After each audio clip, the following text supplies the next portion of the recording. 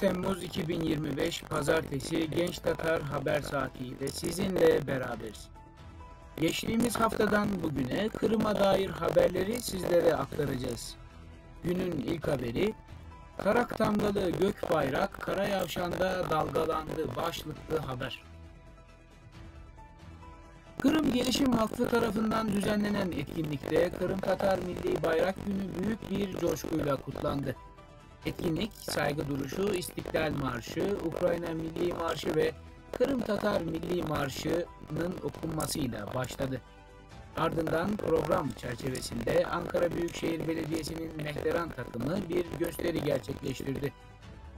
Kırım Tatar Teşkilatları Platformu ve Kırım Gelişim Vakfı Başkanı Ümit Çelik, etkinliğin açılış konuşmalarını yaptı. Ukrayna'nın Ankara Büyükelçisi Nariman Celal sözlerine, görevine yeni başlamasına rağmen Türkiye'de büyük bir sevgiyle karşılandığını vurgulayarak başladı. Amerika Birleşik Devletleri Büyükelçiliği Eğitim Ateşesi John Silver'da kürsü konuşması gerçekleştirdi. AK Parti Genel Başkan Yardımcısı, Türk Devletleri ile İlişkiler Başkanı ve Ankara Milletvekili Kürşat Zorlu, Türk dünyasında son zamanlarda büyük gelişmelerin başladığını programda kaydetti. Kırım Ailesi ve Kırım Derneği Genel Merkezi Halk Dansları Topluluğu Cin Ansamblı tarafından icra edilen büyüleyici halk oyunları ve yürüyüş ile gösteri sona erdi.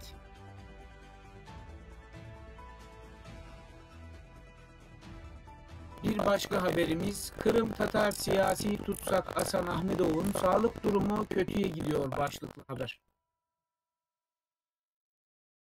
Rus işgali altındaki Kırım'da işgalcilerin 2021 yılında Kırım Tatarlarına baskı uygulamak için kurguladığı sözde sabotaj davası çerçevesinde 2025 yılı itibariyle Ukrayna'nın Ankara Büyükelçisi olarak görev yapan Nariman Celal ve Kırım Tatar aktivist Aziz Ahmedov ile birlikte sözde yargılandığı davada 15 yıl hapis cezasına mahkum edilen Kırım Tatar siyasi tutsak Hasan Ahmedov'un kaldığı Rus cezaevinde sağlık durumunun kötüye gittiği ortaya çıktı. Hasan Ahmedov'un eşi Repika Ahmedov'a 30 Haziran 2025 tarihinde yaptığı paylaşımda Haziran ayı içerisinde cezaevinde ziyaret ettiği eşinin sağlık durumundan endişelendiğini kaydetti. Kırım'dan yaklaşık 3000 kilometre uzaklıktaki Rusya'nın Arhangelsk bölgesindeki bir cezaevinde bulunan eşini 17 Haziran'da ziyarete giden Repika Ahmedova kendisine sağlık durumunu sorduğunda aldığı cevabı şu şekilde aktardı. Ne yazık ki sağlığım daha da kötüye gidiyor. Görme yeteneğim bir yıl içinde çok kötüleşti. 10-15 dakika okuduktan sonra kitaptaki kelimeler bulanıklaşıyor. Gözlerim ağrımaya başlıyor. Kayıyor ve kızarıyor. Ancak birkaç saat sonra okumaya devam edebiliyorum. Sırt ve diz ağrısı nedeniyle 15 dakikadan fazla oturamıyorum ifadelerinde bulundu.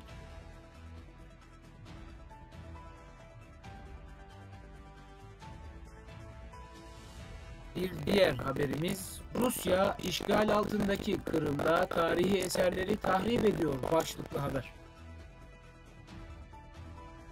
Rusya işgal altına aldığı Kırım'da tarihi eserleri tahrip ederek bölgedeki kültürel ve tarihi değerleri yok etmeyi hedefliyor.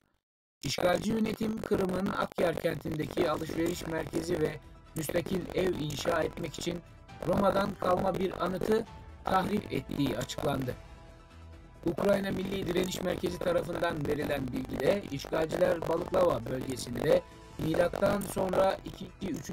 yüzyıla ait Roma Kalesi'nin bulunduğu alana alışveriş merkezi ve villaların yapılmasını öngören bir inşaat projesini onayladı. Direniş merkezi bölgede 1992 yılında yapılan incelemeler sonucunda Roma dönemine ait gümüş para hazinesi bulduğunu anımsattığı açıklamasında, burası Avrupa'daki az sayıda Jupiter Dolichos kutsal alanlarından biriydi ifadelerine yer verdi. Edinilen bilgiye göre ise işgalcilerin şimdiden bölgede yıkım çalışmalarına başladığı kaydedildi. Merkez konuyla ilgili olarak yaptığı açıklamada Bu yalnızca bir barbarlık örneği değil, aynı zamanda Ukrayna ve dünya küresel mirasının yok edilmesine yönelik suç teşkil eden bir politikanın devamıdır açıklamasını yaptı.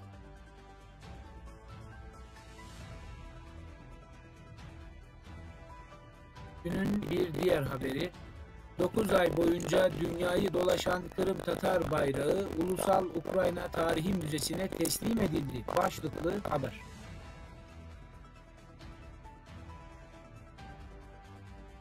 Kırım Tatar Kaynak Merkezi tarafından başlatılan Liberate Kırım isimli kampanya kapsamında 9 ay boyunca dünyayı dolaşan kara kamgalı gök bayrak, Kırım Tatar Milli Bayrak Günü'nün ardından Ulusal Ukrayna Tarihi Müzesi'ne devredildi.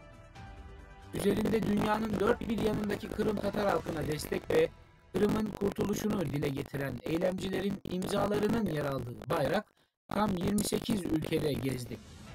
Teslim törenine Kırım Tatar Milli Meclisi, Kırım Tatar Kaynak Merkezi ve müze çalışanları katıldı. Kırım Tatar Milli Meclisi Başkanı Refat Çubarov konuşmasında bu sergi tarihin, mücadelenin, dayanışmanın bir kanıtıdır. Kırım'ın kurtuluşundan sonra müzelerimiz özgürlük için mücadele eden kahramanları ve olayları anlatmak zorundadır. Müze vakıflarının bu kadar yenilenmesi sayesinde gelecek nesillerin bugünkü tarihimizi bilmesine ve anlamasına olanak sağlayacak materyal bir iz bırakacak ifadelerini kullandı. Öte yandan Kırım Tatar Kaynak Merkezi Başkanı ve Kırım Tatar Milli Meclisi üyesi Eskender Bariyev ise bu girişim Ukrayna ve Kırım Tatar diasporaları sayesinde gerçek oldu. 9 ay boyunca 28 ülkede bayrak birleşti. Bu gerçek bir küresel dayanışmaydı. Katkıda bulunan herkese teşekkürler dedi.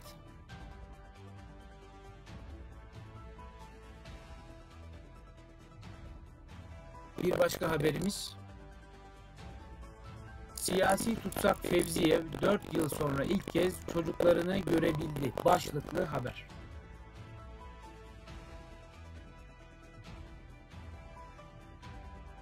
Rus işgali altındaki Kırım'da Kırım Tatarlarına baskı uygulamak amacıyla kurgulanan sözde Hizbut Tahrir davası nedeniyle 17 yıl hapis cezasına çarptırılan Raif Fevziyev tutukluluğunun 4.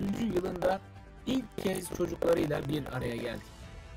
Kırım dayanışmasına konuşan siyasi tutsağın eşi Liana Fevziyeva, 17 yaşındaki Abdullah, 14 yaşındaki İsmail ve 10 yaşındaki Derya'nın 16 Haziran 2025'te babalarıyla görüştüklerini kaydetti. Yaşadıklarını anlatmanın zor olduğunu ifade eden Fevziyeva, mutluluktan ağladıklarını söyledi. Vatanı Kırım'dan 5,5 bin kilometre uzaklıktaki Yeniseysk'te kalan eşinin yanına gitmenin oldukça zor olduğunu vurgulayan Fevziyeva, büyük mali masraf, Sibirya'nın sert donlarından duyulan korku, uzun mesafe ve güzergahın zorluğu bu yolculuğu yapıp yapamayacağımızı sorgulamamıza neden oldu dedi. Öte yandan çocuklarının babalarıyla 4 yıl sonra ilk kez görüşebildiklerini aktaran Fevziyeva, Raif şoktaydı. Daha sonra söylediği gibi hazırlıklıydı. Çocukların büyüdüğünü ve değiştiğini anlamıştı. Oğlanlar onun boyundaydı. Kızı ise kucağında taşıdığı küçük kız yerine neredeyse göğüs hizasına gelmişti. Bu onu çok etkiledi. Buna hazırlanmak imkansızdı cümlelerini sarf etti. Eşinin saçlarının beyazladığını ancak motivasyonunu kaybetmediğini ve onu iyi gördüğünü belirten Fevziyeva, ailesine duyduğu güçlü özlem izler bıraktığı ifadesine yer verdi.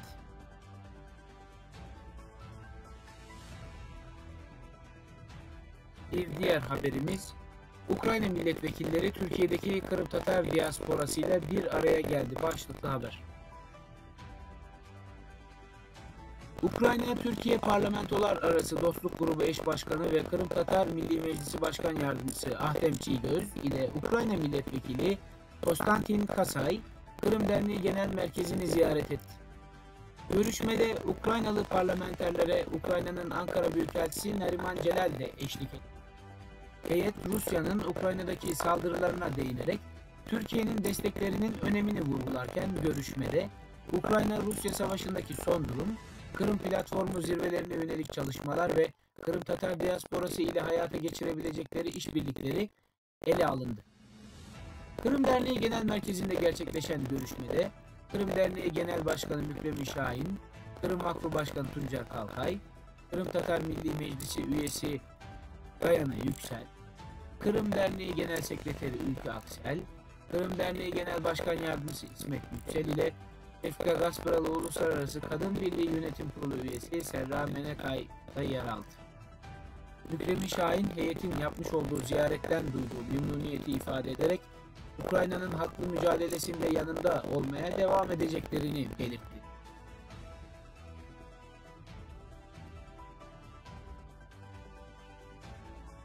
Bir başka haberimiz, Ukrayna'nın ünlü giyim markasından Kırım temalı koleksiyon başlıklı haber. Ukraynalı giyim markası Etnodim, Kırım ve Yarımada'nın yerli halkı olan Kırım Tatarlarına ithaf edilen Kırım adlı koleksiyonu piyasaya sürdü. 3 kadın bluzu, 2 erkek gömleği, bir elbise ve bir aksesuar olmak üzere toplamda 7 parçadan oluşan koleksiyonu yaratma fikri, 2014 yılında Rus işgalciler tarafından işgal edilen Kırım'a duyulan özlemden ve Kırım kültürüne ilgi uyandırma arzusundan doğdu. Marka bu koleksiyonu ifadelerle tanıttı. Kırım bildiğinizden daha zengin ve daha büyüleyici bir ülke. Deniz ve dağ kenarında bir yaz kaçamağı için Yarımada'yı ziyaret ederken ruhunu gerçekten tanıdık mı? Hikayeleri hakkında çok az şey bildiğimiz yerli halkı bu koleksiyonu oluşturmak bizim için uzun zaman beklediğimiz otantik ve klişelerden arınmış Kırım'a yolculuk. Yol boyunca Kırım Tatarlarının gelenekleri, el sanatları, dilleri ve inançlarıyla şekillenen özgün kimlikleriyle bağlantı kurma onuruna eriştik. Bu deneyimden yola çıkarak tasarlanan 7 parçanın her biri bir adımın gözyaşları efsanesi. Leysa Ukrayinka'nın eskizleri, örnek süsü ve ülkenin doğal çevresinin güzelliği aracılığıyla bu toprakların hikayesini ortaya koyuyor. Kırım Tatar kültürü muazzam bir bilgi ve ilham deposudur. Sadece ilk sayfasını ortaya çıkarttık. Umarız sizi film, kitap ve diğer kaynaklar aracılığıyla keşfetmeye devam eder açıklamasında bulundu.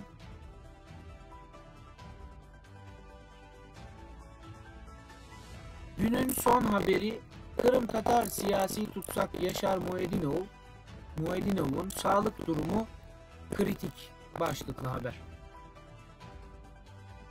Rus işgali altında bulunan Kırım'da Kırım Tatarlarına baskı uygulamak amacıyla kurgulanan sözde Hizbut Tahrir davası çerçevesinde mahkum edilen Kırım Tatar siyasi tutsak Yaşar Muedinov, bozulan sağlığı sebebiyle hastaneye kaldırıldı. Yaşar Muedinov'un eşi Naile İbragimova, 57 yaşındaki siyasi mahkumun Arhangelsk bölgesindeki bir hastaneye nakledildiğini belirtti.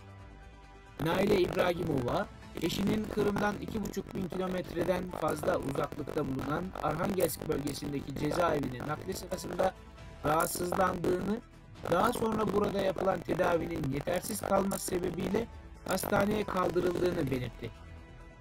Kırım Dayanışması Sivil Teşkilatı'na konuşan Kırım Tatar siyasi tutsak Yaşar Muedinov'un eşi Naile İbragimova, ayrıca eşinin durumuna ilişkin olarak cezaevinin revirinin kesin bir teşhis koyamadığını da kaydetti.